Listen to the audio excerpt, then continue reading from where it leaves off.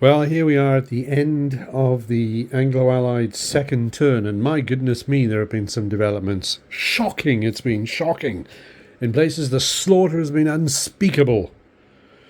Quarter was neither offered nor taken. Or given. Or, yeah, that's it.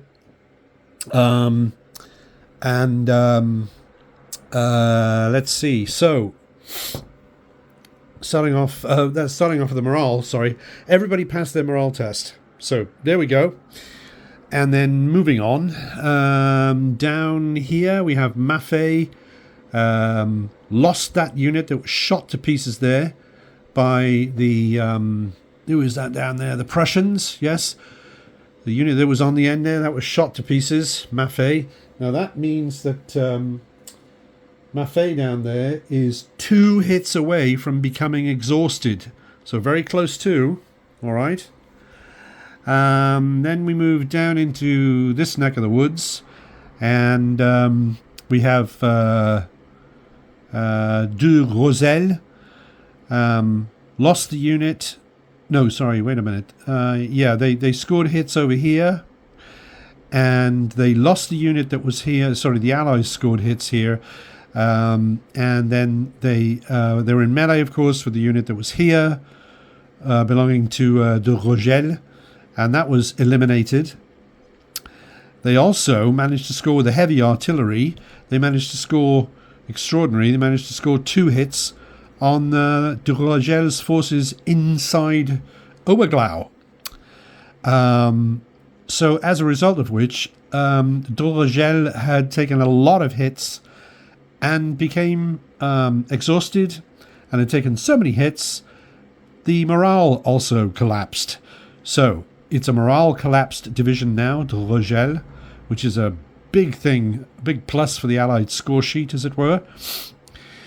It means that fans of sensation will be disappointed that it means that the wild geese won't be doing any glorious charges anytime soon, I fancy. There they are. And, of course, when I've got the sort of red smoke here, that indicates a collapsed division, because they've got permanent disorder markers on them. Now, on the other side of the coin, Horn's division here is also collapsed. It sustained a lot of casualties. I think there were 5 hits on it. And sure enough, it failed its exhaustion test. So they are also exhausted. Now that means that because we've got the French turn coming up, it means that Horn's remaining troops here, they lost 1 unit, was removed completely, and we've got these units here. Now, of course, that makes a tempting target, and it's on this side of the Nebelbach, for the French cavalry, so the French cavalry could sally forth and hit those which are permanently disordered. Now, the French cavalry, because they have got the firearm training, they don't get cavalry shock for being ordered and falling on a disordered opponent. But they have a massive advantage, of course, because the enemy is disordered, which means that the enemy only scores half the number of hits they would normally score, and it means that if the enemy loses the melee, they will rout instead of retiring. And of course, it also means that when the melee starts, or immediately before the melee starts, there's a morale test, and they're going to start that out disordered, and if they fail that, they will rout before the melee even starts. Okay, so very vulnerable, or very Horn's troops there could definitely get whacked really hard by the French cavalry. But if the French cavalry do that, then they've got enough sense to see that the Allied cavalry, of which there's this enormous quantity here, can then come straight over and whack them. So that's going to be a judgment requiring some finesse on the part of the French commander. Indeed so. Further down the line, nothing happened here, of course, but then way down the end here, we had Colonel Blood and they blasted away at short range at the chaps belonging to Clermont-Beau on the end there, which was, I don't remember their name over there. It was, what was it? D'Argelot. And yeah, D'Argelot, they were in fact finally eliminated. They were indeed. So that means that the French have got a collapsed division, and in Marcin's forces, and they've got Maffei down here, who's only 2 hits away from being exhausted. Now, so the Allies at the moment, it's only the second turn, of course, but they're thinking now, well, let's keep a close eye on what's going on the western sector of the battlefield, because, you know, it was imagined that the main thrust would come down here against Talar, as was historical. Got a lot of streams and all that sort of thing over here, but as long as you can get across the navel and get down here, you can deal in non-marshy territory. But having said that, as I say, because of the way things ended up here, you've now got Marcin, his army, which is, you know, on this side, has got, well, as I say, 1 division Maffei, which is surely about to become exhausted, and you've got de Rogel is already collapsed. So, although actually in the Allied victory conditions, the fact that it's collapsed doesn't make any difference. They have got to exhaust all of Marcin's divisions. So they've done 1, they're about to do another one, so that would leave a remaining 1, 2, 3, 4, because the artillery is counted as a separate division under the outline set out in the scenario book. So what is that? 1, 2, 3, 4. So yeah, if they pound on Marcin's forces, oh, who knows? They might have quite an early victory, which might be a bit disappointing for me, because I want to get 10 turns out of this if I can. Yeah. So well, there's still a lot the French can do. Obviously, I mean, it's, you know, we've only played 3-player turns, 3-player turns, 1.5 game turns out of 10. So, but no, seriously bloody results there in the centre. I will say that, oh, that's right, I did make a note. The dice went incredibly one-sided towards the Allies. There were 2 instances in which 2 dice were rolled and 2 6s were scored each time. So the chances of rolling 4 dice and scoring 4 6s, as we all know, is, what is it, 3 is 216, so 4 is 216 times 4. No, it isn't, times 6, of course. Yes, 6 times 6 times 6 times 6, which is 1296, 1296 to 1 that you'd get that result. So, extraordinarily lucky results for the Anglo-Allies. But, I mean, fortune favours the brave. You know, what are you going to do? I did make a note. The Allies got 13 hits against the French, and the French got 5 hits on the Allies.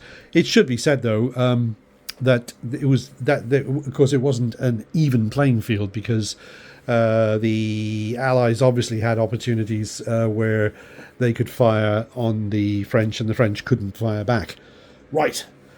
So there we go, and now it's on to French turn 2. And here we are at the end of the movement in French turn 2. And it's surprising how much stress there is already on the French commander. The situation down here on the French left is looking decidedly questionable. The problem is they've got this sort of crumbling situation here with Maffei's troops. As we said, if they take 2 more hits, then they are an exhausted division. Of course, the thing is that all the infantry are already out there in the front line. Any notion of infantry reserve is these chaps down here belonging to Marin-Vaux under the command of Talat. But so broken up line down here, you know, what do you fill it up with? Well, you've got these chaps down here as well, of course. But, of course, the thing is, the more divisions you feed into the front line, the more divisions can be exhausted, and the quicker the enemy can win the battle. So in a way, it's a good idea to sort of, if a division becomes exhausted, you actually leave it there to take punishment, because it, depending on the victory conditions, it in this particular instance, what is it? If a French infantry division which is exhausted becomes collapsed, it makes no difference to the victory in terms of the victory conditions. They don't count as two exhausted divisions. The same is not true the other way around. An exhausted Allied division which becomes collapsed counts as two. So there we go. So it makes sense to leave, for example, over here, we've got de Rogel, who is exhausted and collapsed. It made sense to leave him there to just sort of get in the way of the Allies, as it were, rather than withdrawing him and try and sort of save the lives of his men. It's all rather part of the cold calculus of battle. Over here, there was a key thing, and that is the fact that Maffei's artillery here is pre-professional artillery. That means it can't be moved. So what they couldn't do was some sort of tactical withdrawal to sort of bring themselves further away from the enemy, so that they sort of remain unexhausted for longer, as it were. Even though tactically that would have been questionable, because here they're up against the stream, which is a good position to be in. They're also stationary, which is in a good position to be in. But the thing is, they would have had to have left their artillery behind if they pulled back. And if the Allies can simply destroy the artillery for 2 hits, then Maffei's division becomes exhausted. So they actually haven't moved. What they've done is they hung on grimly to their stationary status. I thought, wait a minute, isn't there the possibility that they can be hit with a flank attack and they can be hit with a flank attack? And actually the answer to that is no, they can't. Because in order to make that happen, these chaps here, for example, would have had to... The problem is that the other units are too close. So they would have had to have... The Allies would have had to have attacked by wading through a enemy zone of control, which is not allowed. And so, yeah, you get the general idea. So they remained in situ. What else has happened? But cavalry that was here under Dubois and under de Soffry, they have moved themselves off to the west, lined themselves up in a nice threatening position. If the infantry does come across, they'll come across, and of course they can't at that time then be stationary, so the cavalry would be able to charge them. It would be because they've got they've all the Allies there have got the Prussians, and they've got their Anhalt Dessau, and they've got dedicated guns. So unfortunately for the French, that means that even though they're not stationary, they would be meleeing with 4 dice, which is what the cavalry would have as well. Cavalry would have the advantage that some of the infantry wouldn't be able to claim to be, cavalry secure. But apart from that, it would be a pretty even melee. So yeah, things are looking pretty dark over there for the French Bavarians. Right, and you see, they're Bavarians there, you see, you can tell by the flags, yes. It's also got Bav written on the label, of course. I know, but we can see from the... So, yeah, these are all Bavarians here, aren't they? Yeah, we can see. All right. So that's what's going on there. Now, over here, more of a central position. Let's see.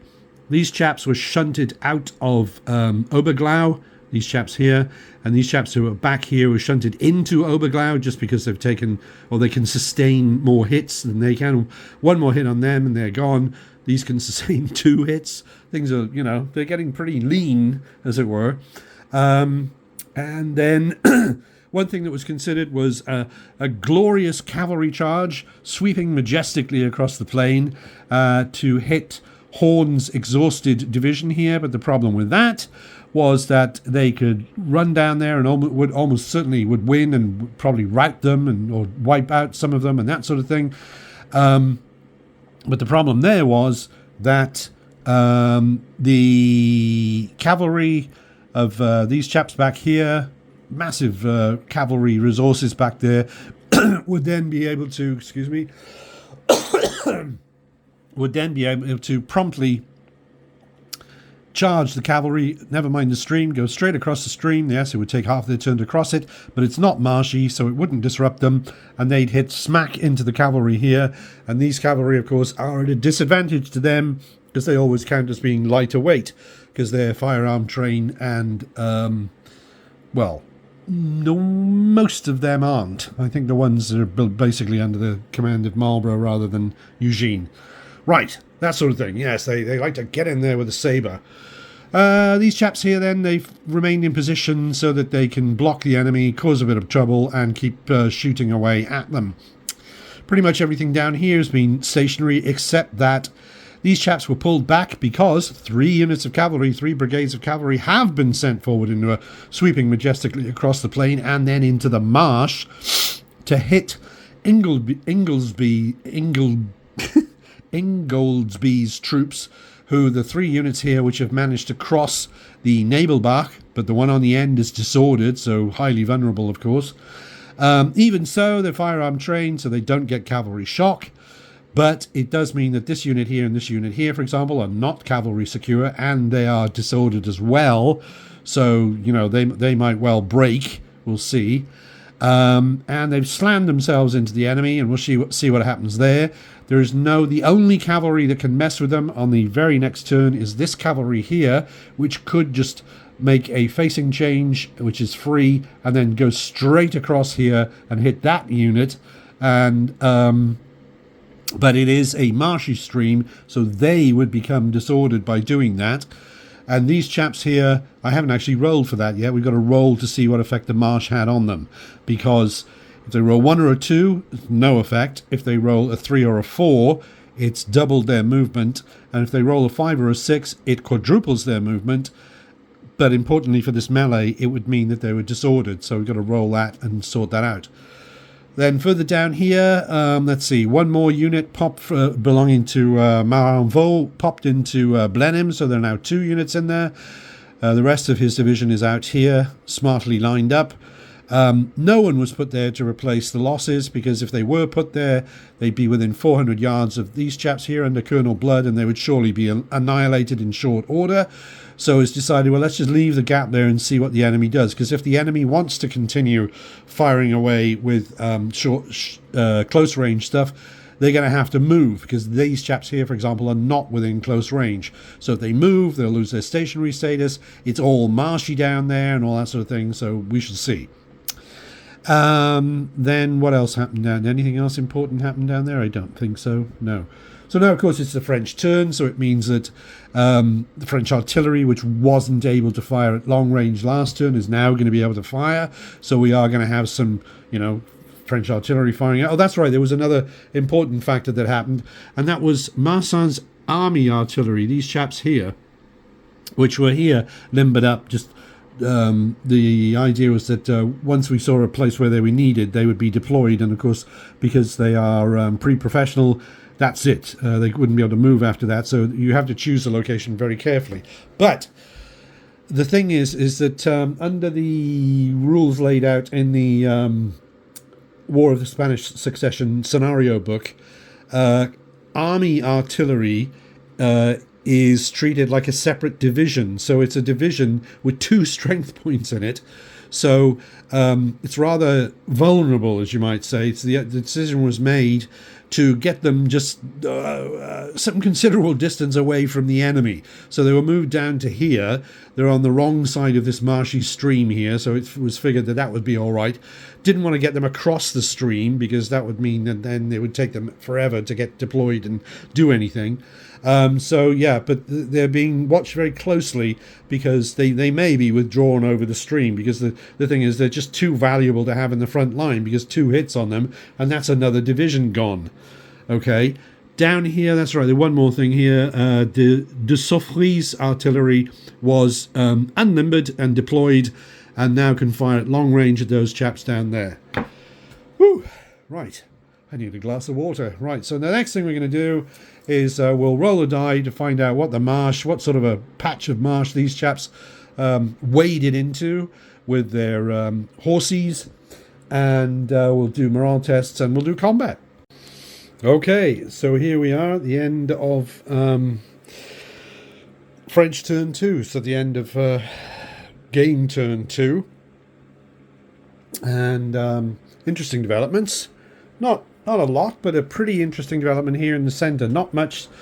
Let's see what happened. French cavalry sorted themselves out to try and find out how the marsh had affected them. Hadn't affected these two units at all.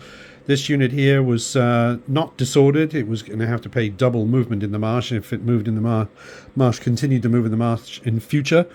So that was just sort of by the way. And then we had morale tests. I think what happened was one of the allied units over there failed its morale test. I think it might have been those chaps there. There was a lot of what I like to call desultory fire. Ineffectual fire took place, bits and bobs. No casualties being caused. The French, as is traditional, the French Bavarians rolled atrocious dice. They did decide in a lot of places not to kick the hornet's nest, as it were, in the sense that they didn't fire on the enemy who would have fired back with much greater strength. They decided instead to try and preserve their strength and remain as a force in being, rather than shooting at an enemy that would probably destroy them outright, even though this was the French turn. So, yes, not a lot of that going on, but the meat of the thing was indeed down here. And so, of course, we had the 3 French units, these chaps here, which we can see are back here now, and these 2 units charged the infantry line that was down here, Inglesby's troops that had crossed the Nebelbach. And as we can see, 2 of them have been sent packing. Those 2 French units, they didn't advance after combat. They're where they are. And then these units here were actually seen off by the enemy, even though the enemy was disordered. One of the things that happened, dice-wise, was that the 3 French brigades that were down there, none of them were disordered. And so they rolled 4 dice each. So they rolled a total of 12 dice. And in those 12 dice, none of them scored a hit. So I believe we had 2 melee ties where the enemy lost the melee tie. And we had, let's see, in here we just had, they scored no hits and they did indeed score 1 hit, even though they were disordered. So these chaps therefore had to retreat, so they pulled themselves back here. You move half and move back. You ignore intervening terrain. If you're retiring, you're retreating. In other words, you face the enemy at the end of it. If you rout, you're facing away from the enemy. But because they went through this slot in the first half of that move, these 2 units here, the infantry and the artillery, were disordered by it. These won their melees, so they're in the position of where they won the melees. Okay. Then the infantry that was seen off down here caused quite a bit of trouble in the lines that were behind. Let's see, I think there was a yes, that's right, there was a disordered unit here that was penetrated by retreating friends, and so they routed down to here. They lost, of course they routed, so they lost a casualty. They routed there right at the edge of the world, as it were, down there. The chaps that were here retreated down to here. Okay, and then we've got the chaps that were here were hit rather harder, and they routed because they were already disordered, and they routed down to here, and as we can see, they've taken a casualty. So the casualties were quite light, but it's good for the French in the sense that even though they rolled terrible dice, what did they do?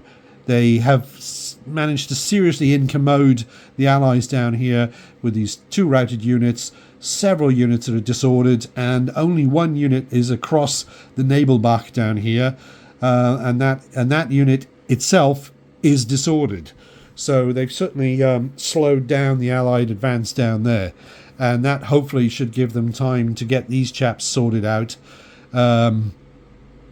Who are disordered. They'll recover from their disorder quite smartly, I would think. And even the cavalry here, which, well, they've taken 1 hit, but it's a 3-strength unit, and they're disordered, but they can recover from that. So a pretty good result for that cavalry charge down there. Now the Allies can respond. They've got 1 cavalry unit, these chaps here, who can charge right through. Let's see, they can't. I'm not sure they can charge through a village if it's occupied by their own people. I think they can, yes.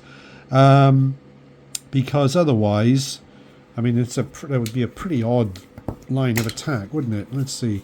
So they'd have to make a facing change, obviously, at the beginning of their turn to head off that way. And then, so if we sort of draw a line, I'm using the shadow here to indicate where it might go. If they try to avoid the village, let's see, if they try to avoid the village, you can argue they could, no, it'd be awfully difficult. They get gummed up and all that stuff. So I can't see that happening, because the other thing is that they'd be going across a marshy stream, which would disorder them. They're heavy, so they have a move of 20, halved because of the stream, to 10. So that would mean, no, they can't even make it, can they? No, they can't. Yeah, write that off. Okay, so the cavalry there is safe from being charged by cavalry. Well, they can't be charged by infantry, of course. Infantry could march forward, stop, and give them a musket volley or two, but they wouldn't be stationary. So the cavalry are probably fairly safe. Of course, there are no guns here. The Charles Churchill decided to put them all down the end here, which we'll see. Of course, they're not pre-professional, so they could certainly be redeployed. They could be, moved up to here and redeployed or whatever. Yeah, so the French commander is quite pleased with the result of the cavalry charge. And then beyond that, we just sort of go forward to Allied turn 3. Okay, here we are at the end of movement in Anglo-Allied turn 3. And we've had some significant developments, I'm happy to say. Let's see, everybody was in command, so we went straight forward into movement. And I suppose if we start off down at the west here, and let's take a look and see what happened. Well, we've got Delatour's cavalry is still up to its tricks. They're lurking about in the woods down there, and they're hacking their way through the undergrowth in the Goldberg, trotting down here, disordered, of course, moving around in the wood. And these chaps have managed to get themselves, they've just managed to get their hooves over the little streamlet here, branching off the Nebelbach in the forest. These chaps weren't able to get quite that far, so they're down there, working their way down here, you see, down the west. Then we've got Anhalt Dessau basically decided to, in we go, lads, or, well, the same sort of thing in German, And so they came, Prussians, you see, they came forward, and they have indeed charged. They've charged Maffei here. They're trying to exhaust his division. So they've charged here over the stream. It's not a marshy stream, so they weren't disordered. Charging these chaps here, charging these chaps here. Now, both those chaps, both those units belonging to Maffei are stationary. These are not flank attacks. So, yes, Anhalt Dessau is trusting to good fortune. They've got dedicated guns, which of course are involved. So, the odds aren't too bad. Also, we've got this artillery here, can join in with the, merriment, if you look at it from the Prussian point of view. And that's what's happening down there. Now, let's see. Eugene repositioned himself slightly down this way. He has to not stray too far away from Anhalt Dessau's artillery, because he's basically commanding it, because Anhalt Dessau's over here. Right, he's got to be there so he can keep these chaps over here in command. Yes, things are getting a bit stretched down in that neck of the woods. Let's see. Here, these two units of Scholten have remained in situ and have become stationary. But his other two units, these chaps have remained in situ so that they can blast away at these chaps here. All very well. They do have dedicated guns, so it's something that they enjoy doing. And also they're not, of course, they haven't got the early fire drills, so they produce a very effective fire when they do fire, so they're going to carry on firing away there. I'd say there was a good chance that they might be able to eliminate that unit there. It's already got 3 casualties and it's a strength of 4. Then the other unit of Schaltens has indeed charged the village of Oberglau. These chaps in here, they've not taken any casualties, but they are permanently disordered. So they're hoping for a good result there. Who are they? Those chaps are, these chaps are Danes, aren't they? Yes, right. Plucky chaps. And then down here, major development. The cavalry has been unleashed. We've got, that's right, this one. Now, this commander, I've had to heavily abbreviate his name, haven't I? So I'd probably better look him up. Hang on a second. Right, it's the Dutch cavalry. Sorry. It's the Danish cavalry. So it's these 3 units here. 1, 2, 3, and his other unit is up there. The Danish cavalry of Württemberg-Neuenstadt. Okay? And he is, where is he? He's down there. That's right, so as to be central between these chaps and that unit back there. Keep them under control, that sort of thing. Keep an eye on them, keep them out of trouble.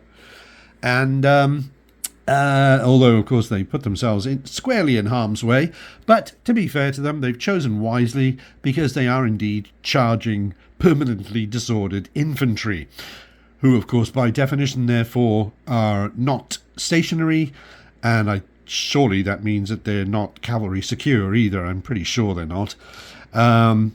Looks like they're in pretty shaky situation down there. And I mean, I say here's to it. Or as he might say it, here's to it, except in Danish. Although I don't actually know if he is Danish, and with a name like that, it doesn't sound like he is. It sounds like he's German. But, okay. So charge, and all that sort of thing. They've got stuck in there. So they're charging these chaps here, and, of course, charging the artillery frontally. But it is permanently disordered, so it sounds like there's a possibility of success there. The Prussians that were down in this region have wisely withdrawn themselves back over the Nebelbach here. They've been fairly severely clobbered. That was just to get them out of the way to make room for the cavalry. These chaps here, who are I think they might be the Swiss. It's a bit congested there. I'm not going to check that. But they've been clobbered pretty hard. And they actually, because they were poorly trained, unlike the Prussians, they weren't able to change facing and cross the stream in one go. So they just moved up to the stream and they've had to stop there. Beyond that, in this region, the cavalry up here, this division here and this division here, excuse me, bad camera angle, this division here, they've moved forward, southward. As usual, as is traditional, Eugene's cavalry over here has just stayed where it was. Okay, they're just keeping an eye on things and getting ready to come in useful at some crucial point. There are a lot of streams over that way, so there we go. Maybe they'll end up surging through here at some point. I don't know. Back here, we've got Orkney's lot. We've treated them to some actual stationary markers. Okay, that's all well and good. Down here, these chaps were in a bit of a pickle. They are disordered. They're on this side of the stream. They're south of the Nebelbach. They can't, because they're poorly trained, they can't change facing, which takes half a turn, and then cross the stream, which takes half a turn. They couldn't do that in one turn because that would mean they would have to move 0 yards. So they can't cross a stream by moving 0 yards, as I adjudicated it. So there we go. So they just decided they'd have to brace themselves for possible misery in the future, but they are in a good position to be able to plink away with some reduced strength musketry because they're disordered at these chaps here, and these chaps have rushed forward to assist them, cunningly not crossing the stream because they want to leave themselves on the other side of the stream. So the French want to charge them. The French will be disordered because they will be charging chaps on the other side of a stream. Same thing goes for them. They are just about in musket range of them, so they're going to fire at them. So they're all going to fire at them. And one of them, I think it's the centre unit, which is British. They have dedicated guns. And I say here's to it, at least from the Anglo-Allied point of view. Let's see. Moving on. I made a small mistake, which it wasn't really crucial, but I had confusedly, I'd said, well, Cutts is actually down here, but we've got Charles Churchill here keeping an eye on things for the rest of his division, which of course was wrong because Cutts is one of the only two divisions that is directly under the control of Marlborough, not Charles Churchill. So Charles Churchill wouldn't have been able to command them. So I'm going to forgive that simple mistake on my part. It wasn't crucial. I wasn't able to do anything cunning because of that. So basically what I've done is I put Marlborough's down here and Charles Churchill isn't. Churchill, the reason it came to light was because over here we have a... wait a minute, who do they belong to? Hang on. Right, there we go. There's Charles Churchill. He went down there to rally the routers, which belong to his corps, so we're okay with that. And then down here, as we said, Marlborough is keeping an eye on the rest of Cutts' division, so they remain in command. Okay. I think somebody down here might be one or two of these units. They spent half a turn getting rid of their disorder marker as well. This unit is still, it's stationary, it's routed. So let's see, they are also, they're also part of Charles Churchill's command. So on the next turn, he could move over to them and rally them from route. So they have been rallied from route. They've turned around. They're facing this way. They weren't allowed to move in this turn in which they were rallied. And they have got a permanent disorder marker, but they are at least ready to move forward next turn. Okay, and then as we move down, nothing new here. Here, a gamble was taken. Was Colonel Blood going to be able to find causeways or good spots through the marsh to be able to manhandle his guns forward, to be able to get them into a position where they had this unit here within close range? And in this scenario, you roll dice to find out if the marsh will in fact slow. No, hang on a minute, you don't. No, sorry, no. That's if you're crossing a marshy stream. Here, we're just moving through a marsh, so using the usual Volley and Bayonet rules, you roll a die to decide what kind of marshy patch did they hit, and they were all very lucky. The marsh didn't affect any of them. So they've moved forward, they're not disordered, and they're not stationary, obviously, yet, but they are ready to blast away at these chaps down here, and then finally, right down on what Bedford Forest would have called the E-end, the extreme left flank of the Anglo-Allies, which is to say the extreme eastern flank of the battlefield. We've got this unit here of Cutts's. What was it? Rose or something like that? Let's see. Who was it? Rose, that's right. And they've just been sort of wandering around down there. I don't know if they're having some sort of picnic or a light lunch or something. I'm not sure. A medium strength beer.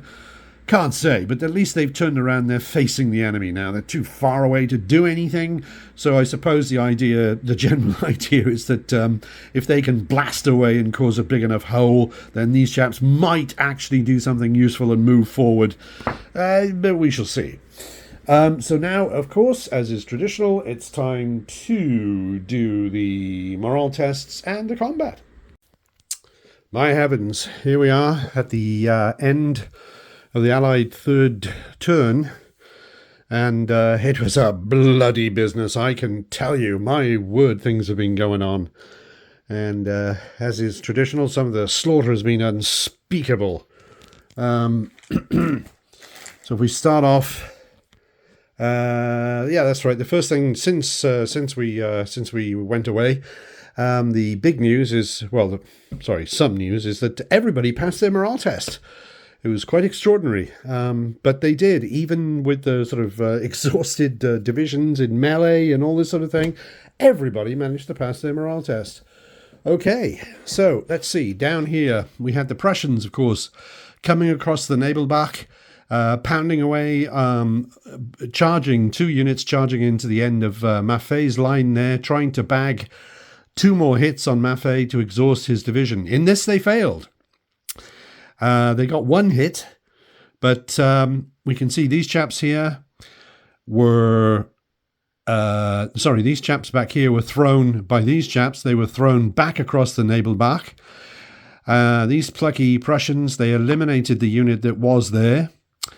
But they only scored 1 more hit on the on Maffei. So Maffei is still not exhausted.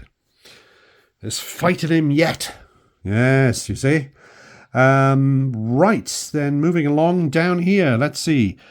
Bit of a victory here for the Allies.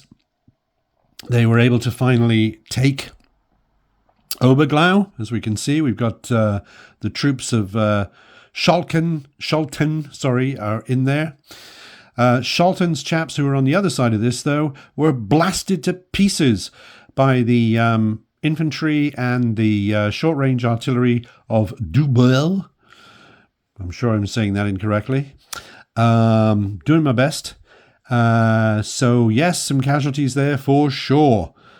Right, then we had a lot of excitement down this way. Right, we had the cavalry charge. We had 3 units of cavalry here, if you remember.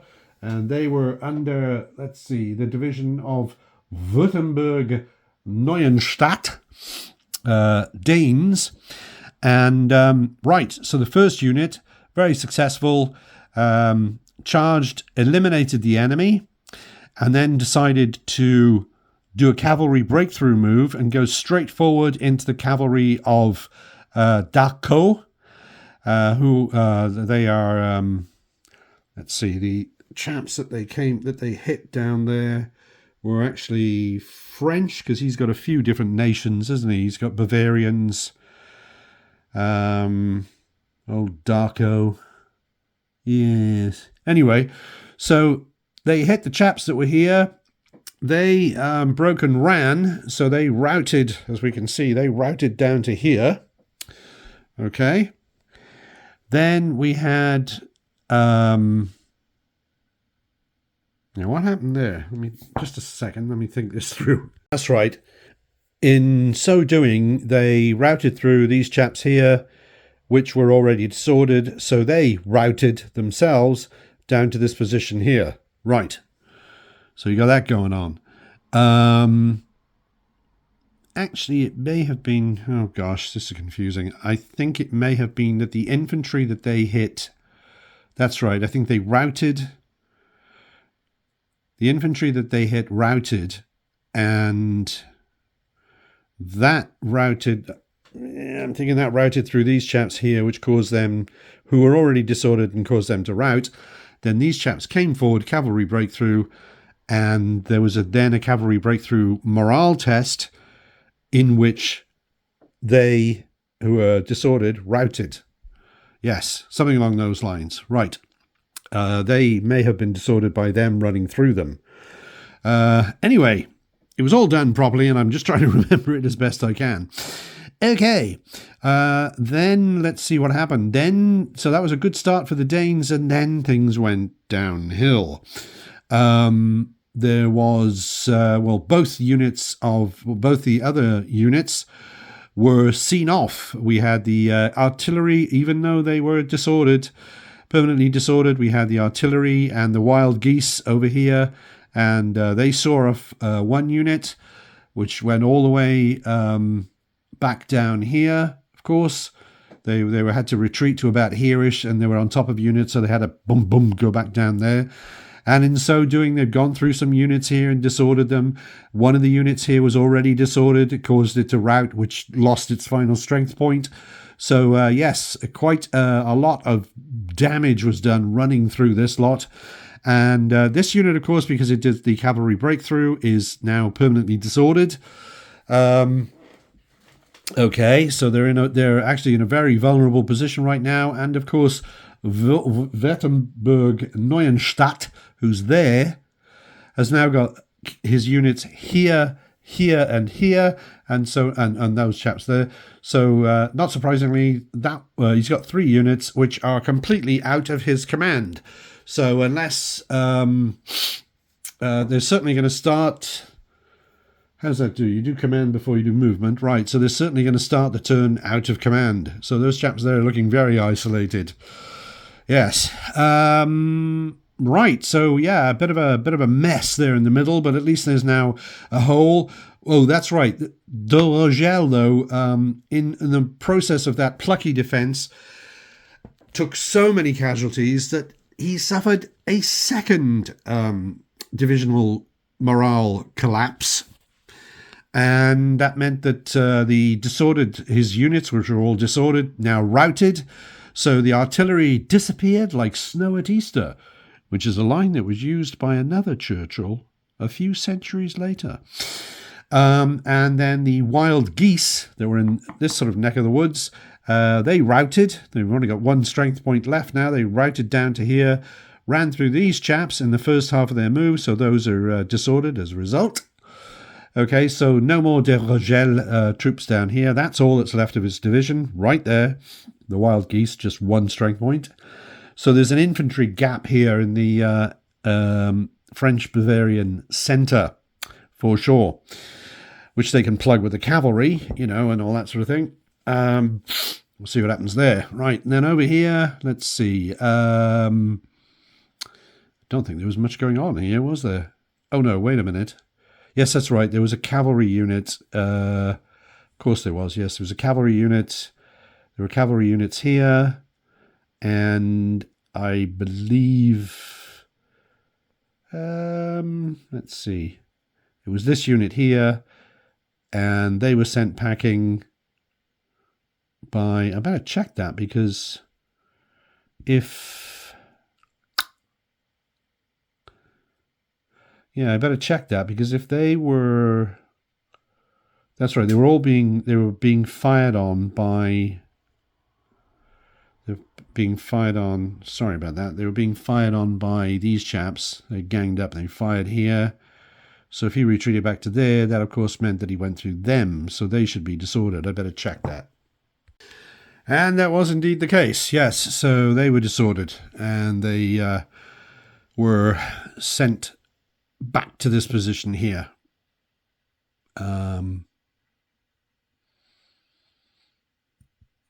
right, what is going on here? Am I losing the plot? Yes.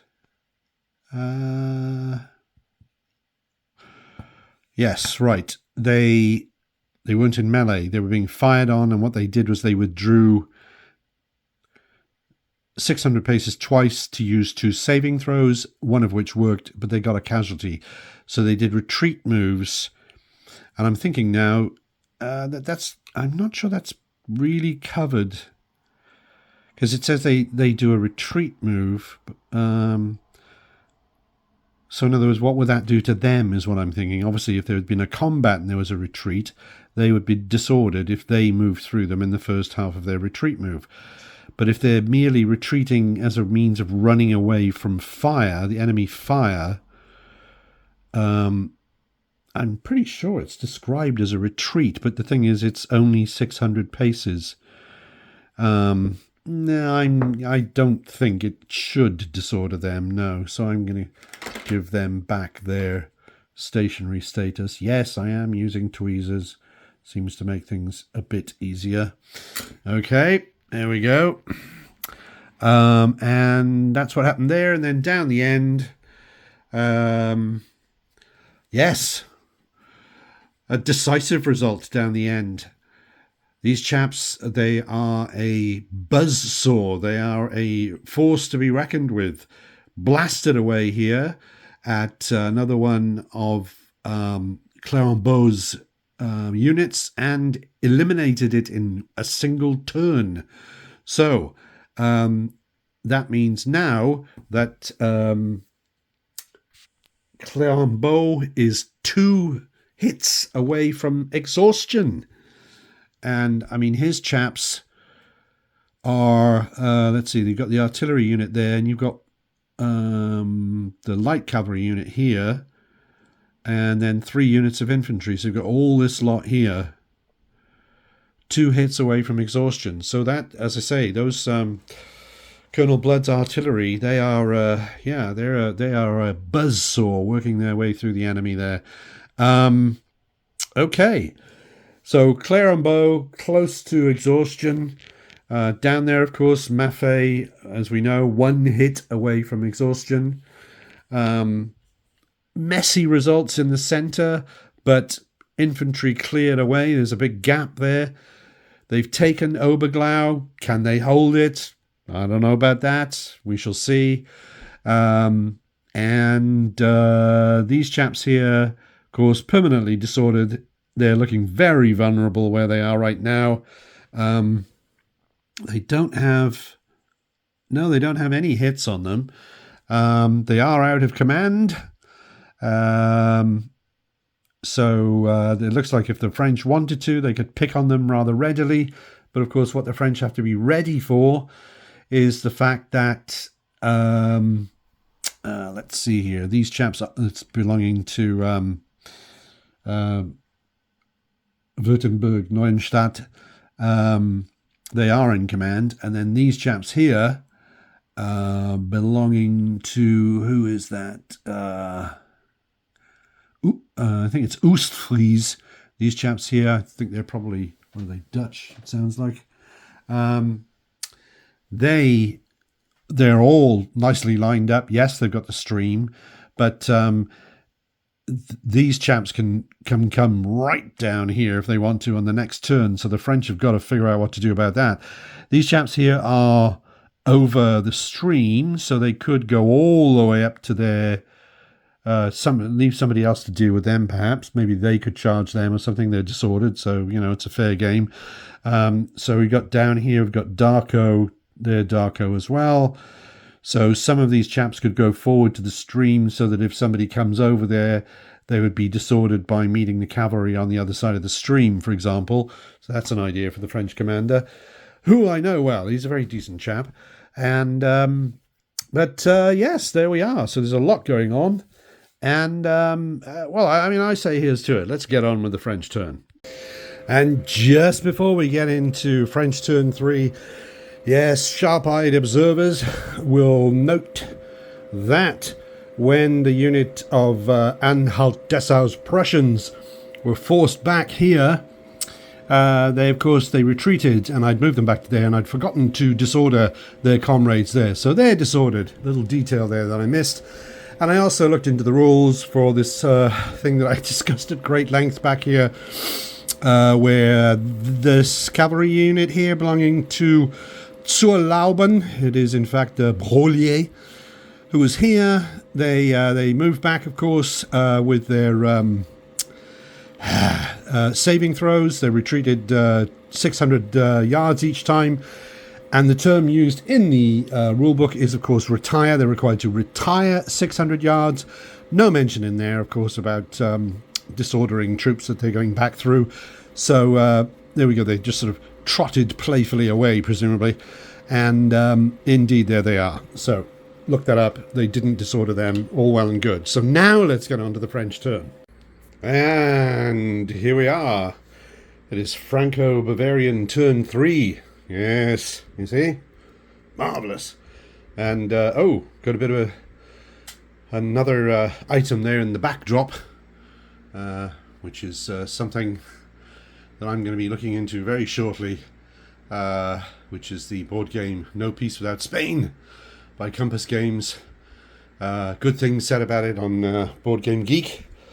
So looking forward to playing that solo as usual, and I've no doubt I'll film it. But yes, I haven't played a strategic game based on the War of the Spanish Succession. So yes, I'd like to put it all into context, and I say here's to it. Right. So anyway, quite a lot has happened. Okay. Down here. Massin is tiring of the incursions being made by Anhalt-Dessau. So it's a risky business, but he's launched de Soffry's cavalry and Dubourg's cavalry at these chaps here. Now, these chaps here are not stationary, so that's a plus. And then these chaps here are not defending the bank of the stream. They were further back, and they are disordered.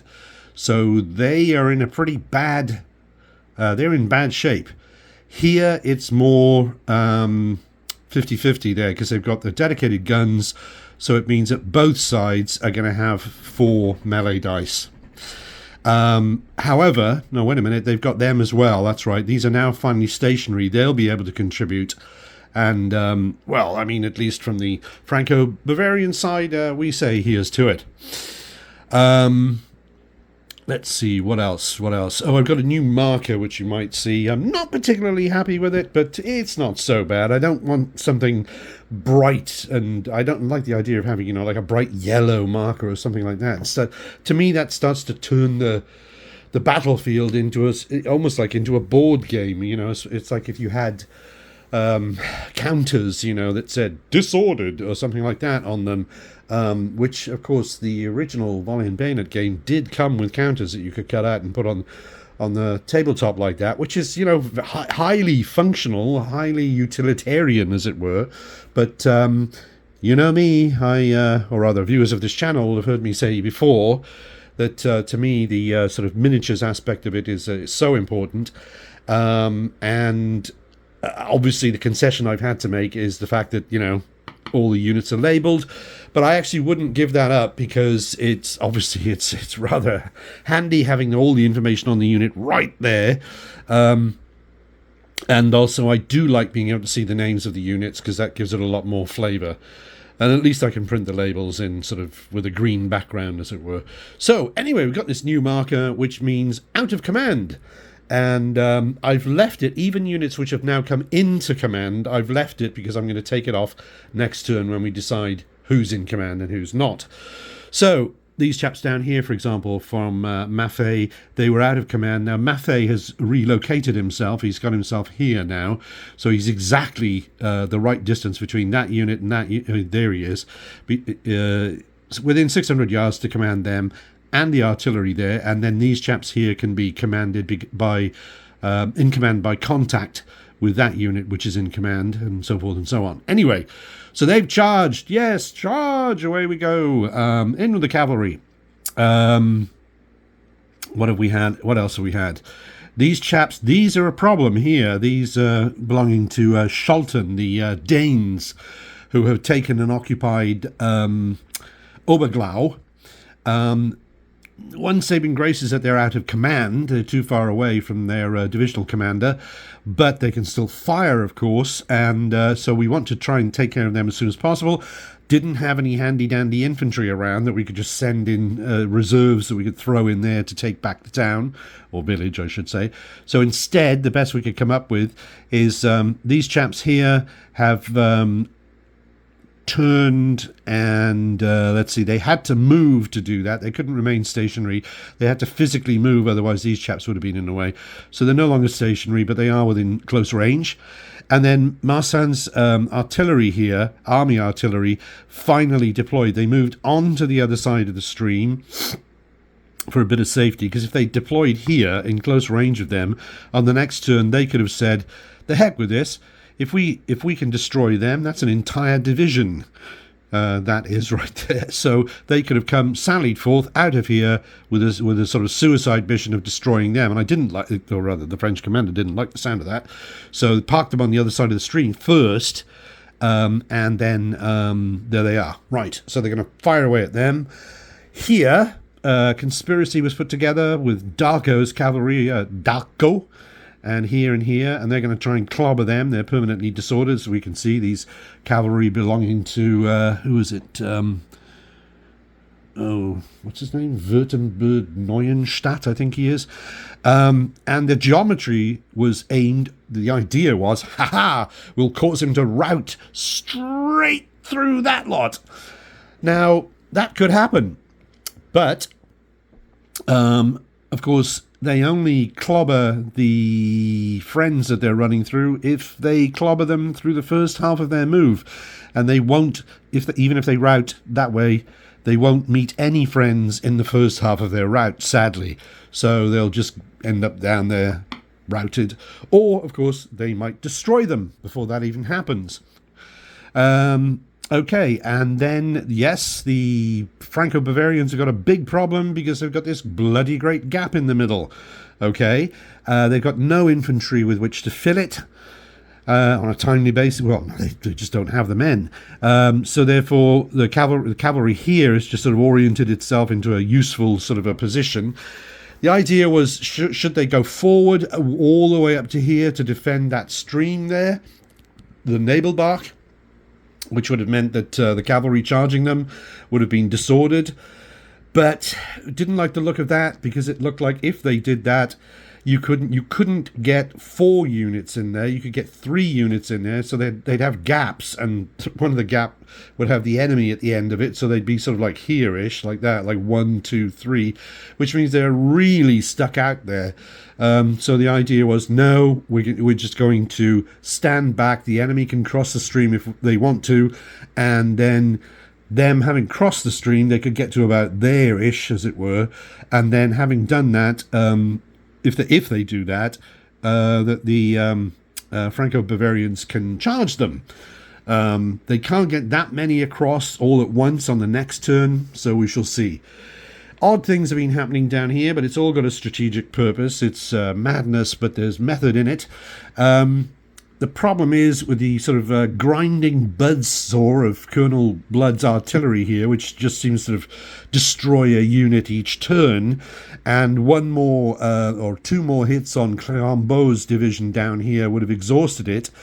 So the decision was made, the bold decision was made to get Clérambault's division the heck out of Dodge, just to withdraw over the what's it called, Maulmeyer, I think it is, this chap here, this stream.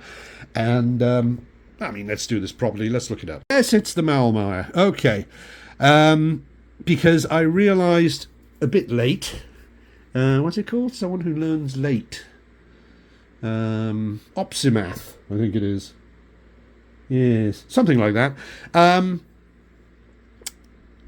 I realised that because I was always thinking that if you had like an infantry unit that was here, facing that way, and they wanted to quit, they wanted to turn around, cross the stream to get out of danger.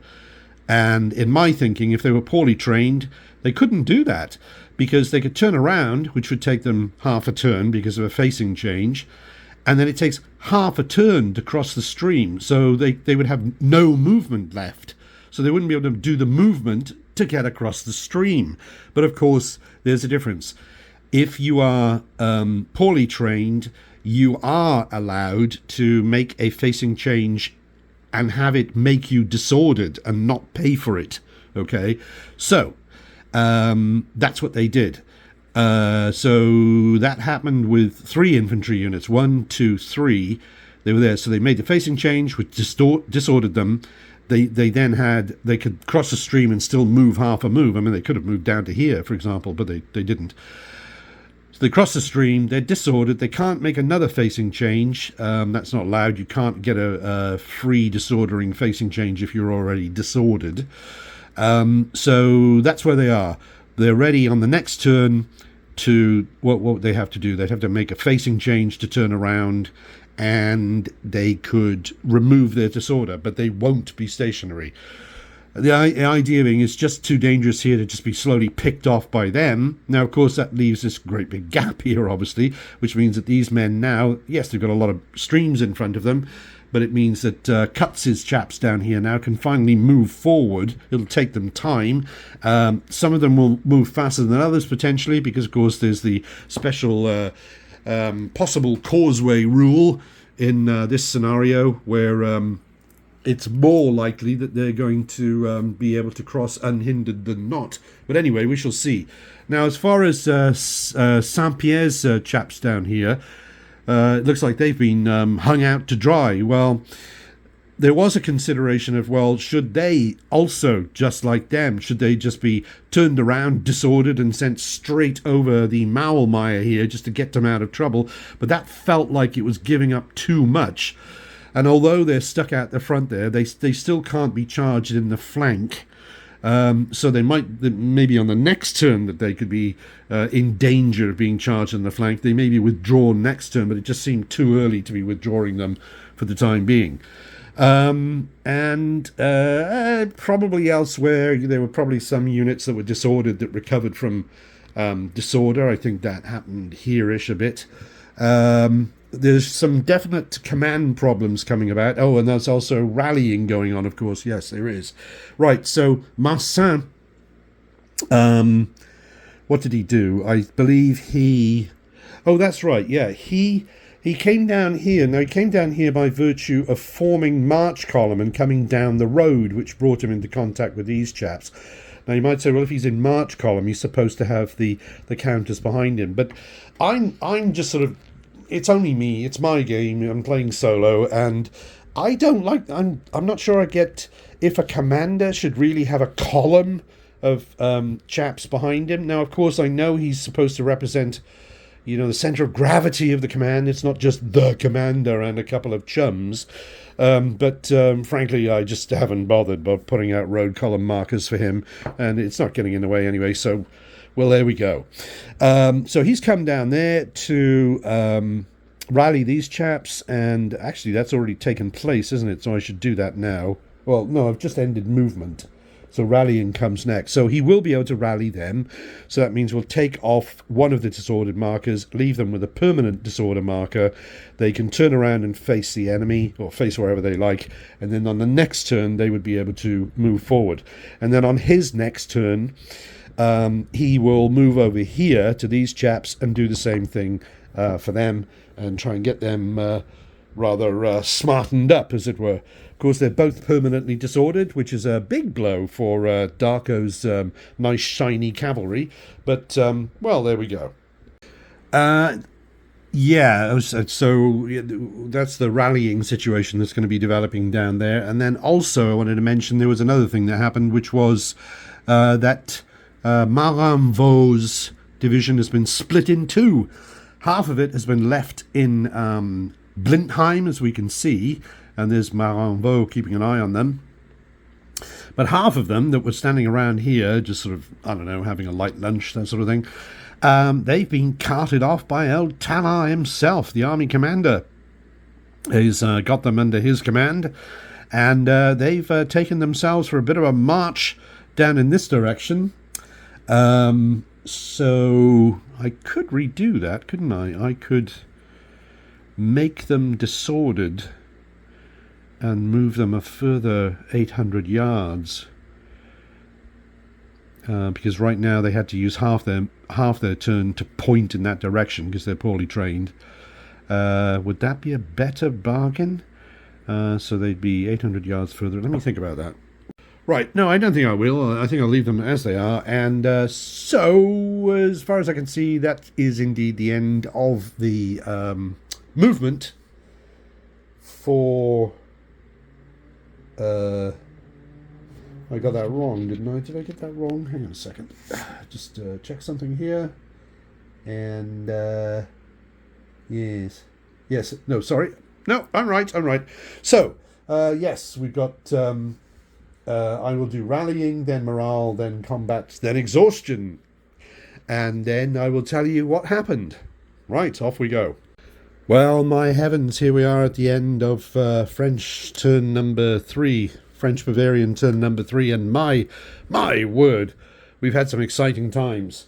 Well, let's do this with due form. The first thing, of course, was that there was rallying. There was a bit of rallying going on down here. And as we can see, these chaps attempted to smarten themselves up. They're facing the right way, and so forth. Then we had the morale tests, and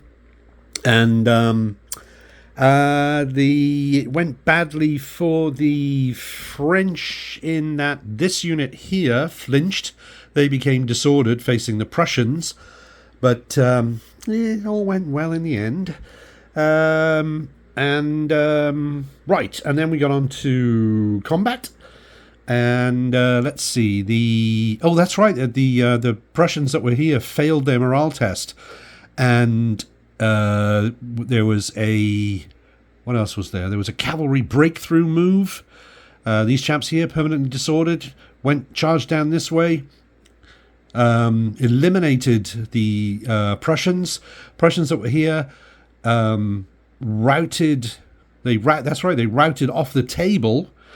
As a result, Anhalt Dessau took so many casualties. Division became exhausted, and indeed the morale collapsed. So a very much changed situation over there.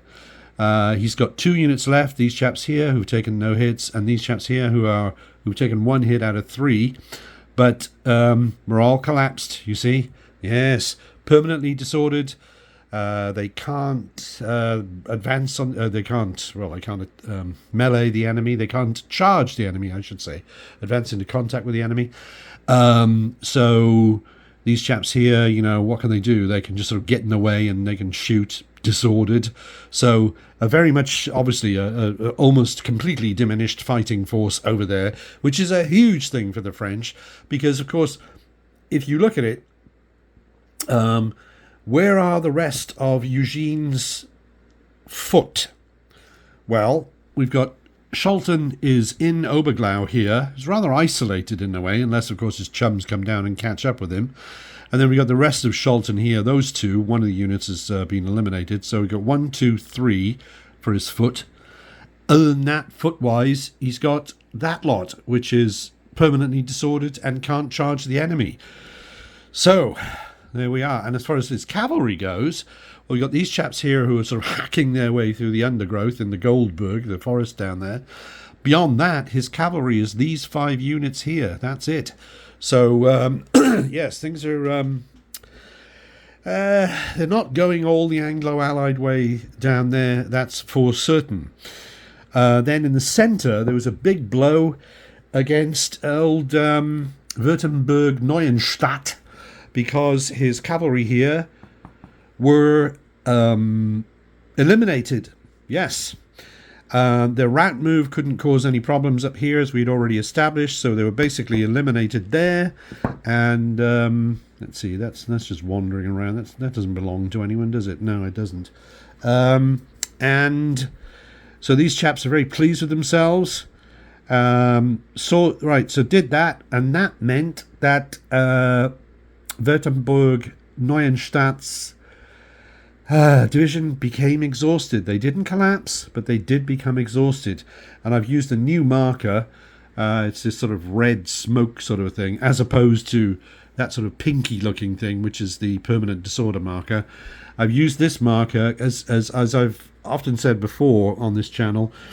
I think there needs to be a marker that indicates that that's on each unit, that indicate each unit of an exhausted division. That's right. Because the thing is, when you become exhausted, you're not disordered, so you don't get a marker for that. So were it not for this marker, this unit here, for example, this cavalry unit, which is in command there of its divisional commander, you might think with them, right, off we go, come on, let's charge somebody, but you can't do that.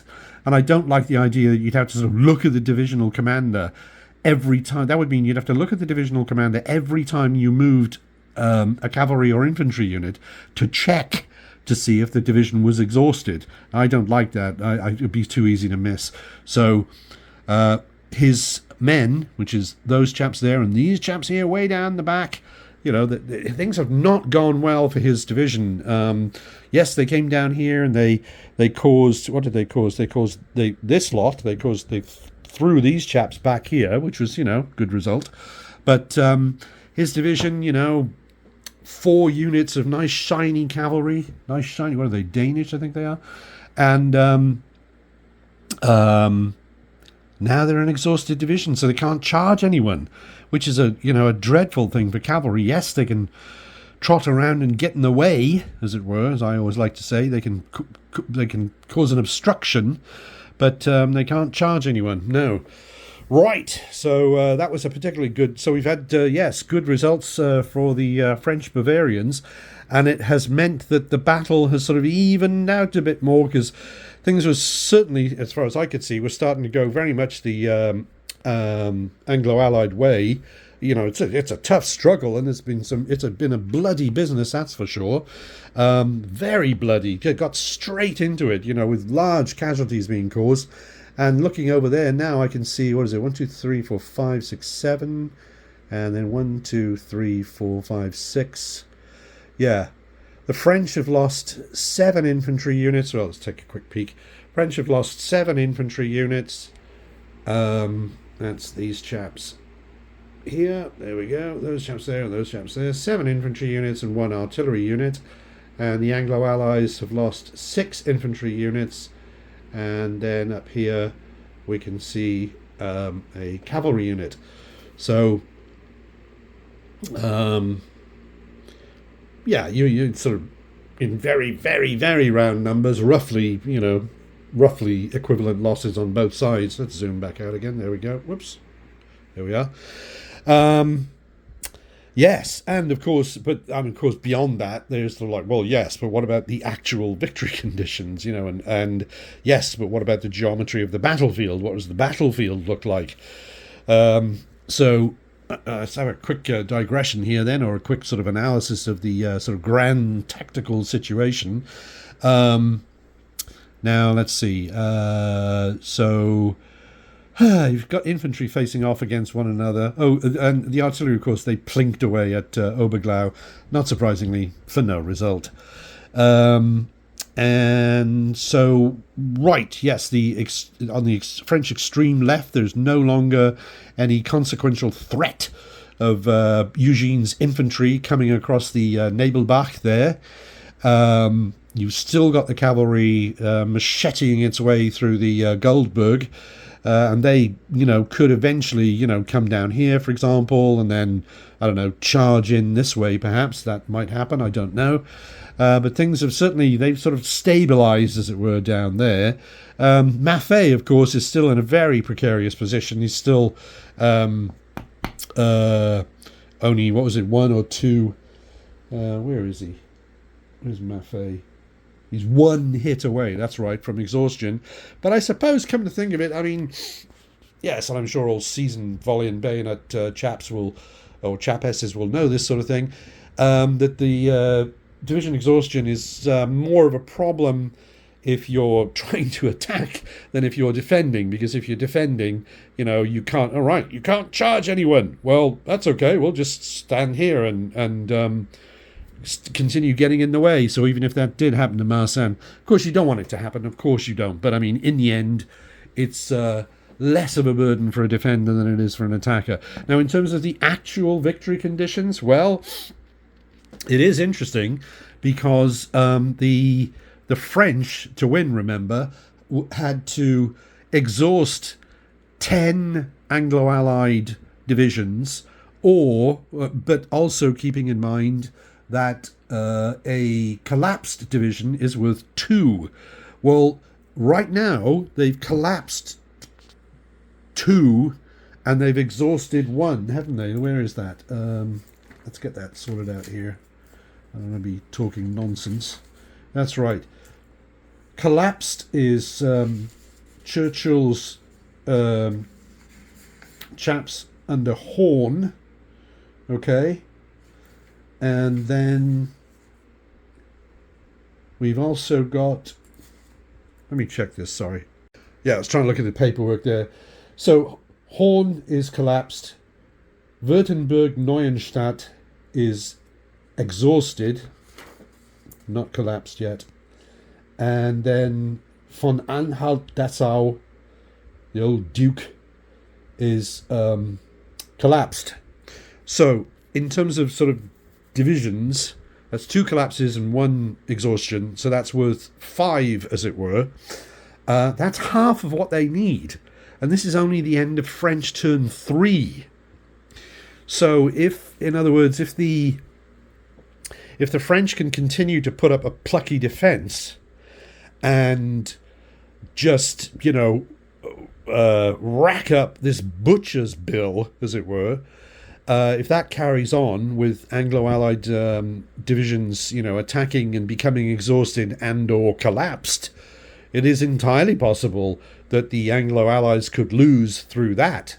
it's, after 3 turns, the French are halfway there. Now, of course, it doesn't mean it's going to carry on like that necessarily, but, well, obviously the Anglo-Allies have to attack to try and win the battle, so, it's going to cost them, and, well, we shall see. Now, as far as, but keeping it real here, as they say, as far as, what's his name, Massin is concerned, we've got, let's see, we've got Dubourg, who's over here, and let's see, we've got Dussoffry, he's taken 1 hit, okay, Maffei is only 1 hit away from exhaustion, as we've said. Dubourg has taken just 1 hit there, and, well, 4 hits there, so he's been pretty well pounded. Darko has taken, he's got 1-2 hits, okay. Anyway, you get the general idea, and by golly, it's dinner time. So I'm gonna call it at this point, I think, for turn 3 and for this section of the video, and it's all very exciting, isn't it?